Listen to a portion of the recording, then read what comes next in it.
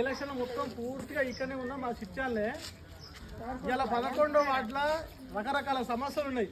మీరు చూస్తున్నారు గత 60-70 ఏళ్ళకించి మన బతుకులు ఏమన్నా మారినాయా? అదే మోరీలు, అదే మురికి వాసన, అదే కంపు. ఇంత ఒక ఇండ్లు పెట్టుకుంటానికి ఏళ్ళు కావాల్సి వస్తుంది. ఇప్పటి వరకు ఏ పండు రాలేదు. ఇవాళ మీరు తల్లి మీకు అమ్మా మీకు బియ్యం ఇచ్చేది నరేంద్ర మోడీ, పింఛన్ ఇచ్చేది నరేంద్ర మోడీ. ఏ రకంగా అయినా ఈ మున్సిపాలిటీకి వచ్చే ఫండ్ మొత్తం సెంట్రల్ గవర్నమెంట్ బీజేపీ పార్టీ ఇచ్చే ఫండ్తోనే వీళ్ళు వేస్తున్నారు. వీళ్ళ కాడ పైసా లేదు. కేసీఆర్ దగ్గర నాకు కోసినా కూడా రూపాయలు లేదని ఆయన చెప్తాడు ప్రెస్ మీట్లలో. ఆయన కాడ పైసా లేవు. భాగ్యమని గెలిపియండి.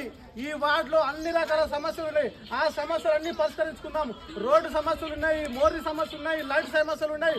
ఒక్కటా రెండా చెప్పుకుంటూ పోతే పొద్దుకి నుంచి పొద్దుకి దాకా అదే సమస్యలు ఉన్నాయి. అయినా పడవు. కానీ ఒకసారి అవకాశం ఇవ్వండి. అన్ని రకాలుగా దీన్ని పరిష్కరిస్తాము. ఫండ్ వస్తుంది. ఈమెను గెలిపిస్తే, ఎందుకంటే బీజేపీ వాళ్ళు గెలిస్తే 4 రూపాయలు ఎక్కువ వస్తాయి. ₹1 కోటి వచ్చే కాడ 5 కోట్లు వస్తాయి. మీకు అన్ని రకాల సమస్యలు తీరుతాయి. ఏ రకమైన మీ మధ్యలో మనిషి భాగ్యమ్మ ఎవరో బయటమ్మ కాదు, మీ మనిషి, మీ ఇంట్లో మనిషి. మీరు గెలిచినట్టే ఏమో గెలిస్తే మీ ఓటు మీకేసుకున్నట్టే. భాగ్యమ్మ గారికి వేసుకుంటే భాగ్యమ్మ గారికి మీకు తెలియదు ఏంటంటే గతంలో కరోనా వచ్చింది. అందరూ తెలుసు కదా కరోనా ఎంత ఇబ్బంది పడ్డా మనం అందరం. కనీసం సరుకులు లేవు, కూరగాయలు లేవు, తినడానికి తిండి లేదు, మస్తు ఇబ్బంది పడుతున్నాం. అయ్యాల మేమందరం యూత్ అన్నీ పిల్లలందరం ఉండి అరే ఎట్లా చేయాలో మనం ఏం చేయగలుగుతాం అనేది మేమందరం కలిపి ప్రతిరోజు అట్లా 30 రోజులు భోజనం పెడితే మా దగ్గర పైసలు లేవు. మేము అంతా చదువుకున్న పోరగాలమే. అన్నం పెట్టాలని ఉంది, సరుకులు ఇవ్వాలని మా దగ్గర పైసలు లేవు. మరి ఎట్లా ఎవరు ఇవ్వాలా? ఈ శ్రీకాంత్ ఉండా మీరు ఉన్నాడు అన్న, ఎట్లనా మేము అన్నం పెట్టాలనుకుంటాం. పేదోళ్ళు పాపం కడుపులు మార్పుకొని ఇంట్లో పంతురన్నా, మనం ఏదైనా సాయం చేయాలని నీ వంతు సాయం చేయంటే 40 రోజులు ఒక్కొక్క రోజు 40 కిలోలు 50 కిలోలు ఎంత అంటే అంత ₹1 కూడా కూరగాయలు ఇచ్చిందన్న. ఒకసారి క్లాస్ అందరూ ఇటువంటి కుటుంబం భాగ్యమ్మ గారు తెలుసు.